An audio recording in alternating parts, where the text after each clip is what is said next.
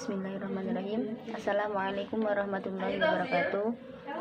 Saya Nabila Rodatul Ima dari kelas BAB akan menjelaskan mengenai materi berlaku pada semester 5 ini. Bagaimana materinya? Yang pertama yaitu konsepsi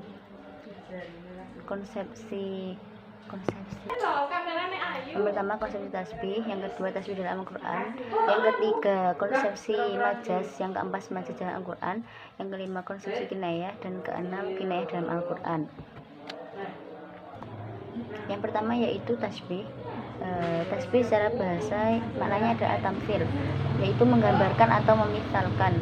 Menurut istilah ulama ilmu bayan, tasbih adalah menyamakan sesuatu hal kepada hal yang lain dalam suatu makna dengan menggunakan perabot yang diketahui. Maksudnya, tasbih adalah menunjukkan bahwa suatu hal atau beberapa hal yang menyamai lainnya dalam satu sifat atau lebih dengan menggunakan satu dari beberapa perabot penyerupaan.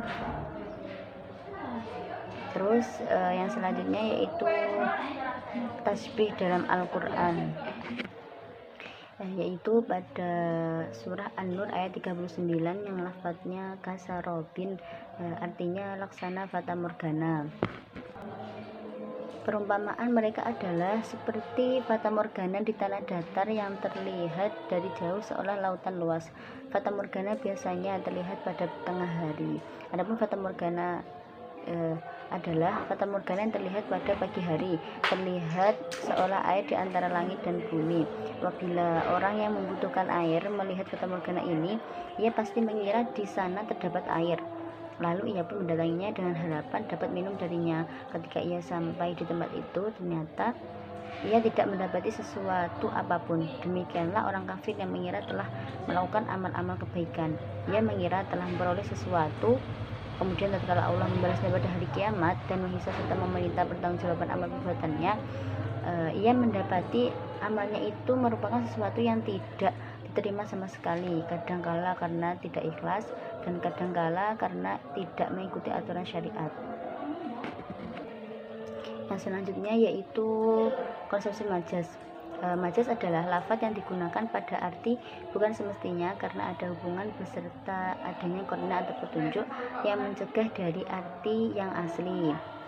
Seperti contoh fulanun nyatakan lamu bidarori, artinya fulan berbicara dengan mutiara-mutiara atau kata-kata yang fasih. Maka kata-kata ad-darori dipergunakan tidak dengan arti yang sebenarnya atau arti yang asli, karena arti aslinya yaitu mutiara, kemudian dialihkan dengan pengertian kata-kata yang fasih karena ada hubungan keserupaan antara keduanya, yaitu sifat bagus atau indah. Dan yang mencegah diartikan dengan arti hakiki adalah adanya qarinah, yaitu yatakalamu. Yang selanjutnya yaitu majas dalam Al-Quran, yaitu surah Al-Mu'minun ayat 18. Lafadznya ma'an. Ma'an di sini artinya air. Air yang dimaksud yaitu air hujan. Allah menurunkan hujan dari langit, yaitu tempat yang tinggi. Turunnya itu dalam jangka tertentu, tidak seturun-turunnya saja. Dijangkakan ruangnya dan waktunya. Dijangkakan pula kekuatan yang terkandung di dalam air itu, lalu diendapkan ke bawah kulit bumi. Tetapi kadang-kadang tidak terendapkan atau tersimpan air itu ke bawah, melainkan londong-bondong sehingga bumi tempatnya singgah menjadi gundul, lalu menjadi padang pasir dan tidak dapat ditanami lagi. Airnya terus mengalir dengan derasnya ke hilir, tidak ada yang menahan. Dengan adanya endapan air ke dalam tanah, bumi menjadi subur. Apabila tanah telah subur, tumbuhlah di sana apa yang dinamai hidup itu. Hiduplah tumbuh-tumbuhan karena adanya bunga tanah. Apabila tumbuh-tumbuhan telah hidup, dapat pula lah binatang-binatang hidup pula di sana, sejak dari cacing dan ulat, jangkrik dan kumbang sampai kepada burung-burung, binatang berkaki empat dan manusia sendiri. Yang selanjutnya yaitu konsepsi kinayah. Kinayah secara bahasa itu berarti menerangkan sesuatu dengan perkataan lain atau mengatakan dengan kiasan atau sindiran. Menurut istilah yaitu lafaz yang dimaksud kelaziman makna serta dapat dimaksud arti aslinya, atau dengan pengertian lain yaitu kinayah menurut arti bahasa adalah lafaz yang dibuat percakapan oleh manusia tetapi ia menghendaki makna lainnya, sedangkan menurut arti istilah lafaz yang selain makna semestinya yang dikehendaki serta bolehnya menghendakinya.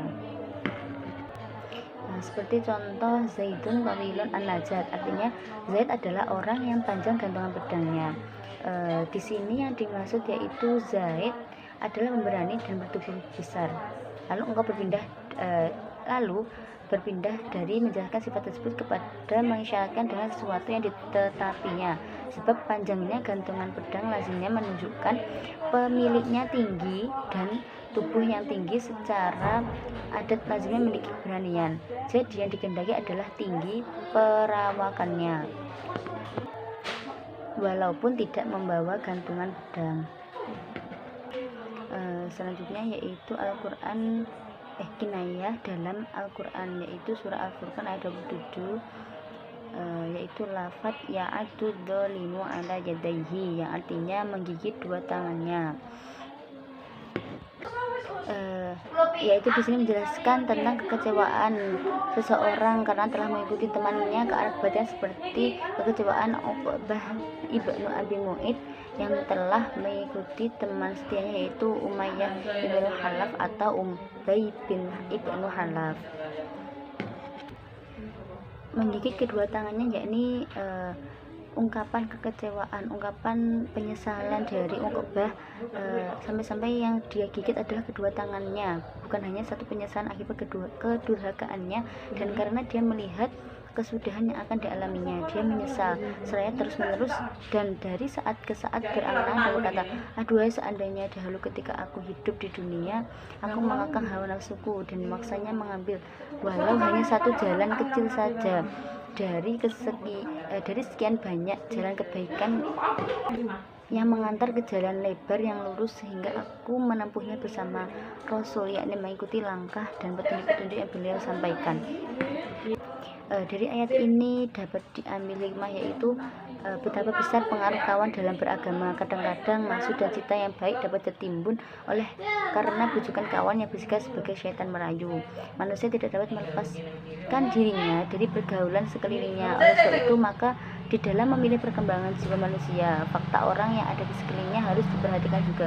Sampai ahli-ahli tasawuf terutama Imam Al-Ghazali di dalam kitabnya Ihya Ulumuddin memberikan beberapa petunjuk di dalam membentuk pergaulan, persahabatan, dan perkawanan. Sekian dari saya. Akhiran, wassalamualaikum warahmatullahi wabarakatuh.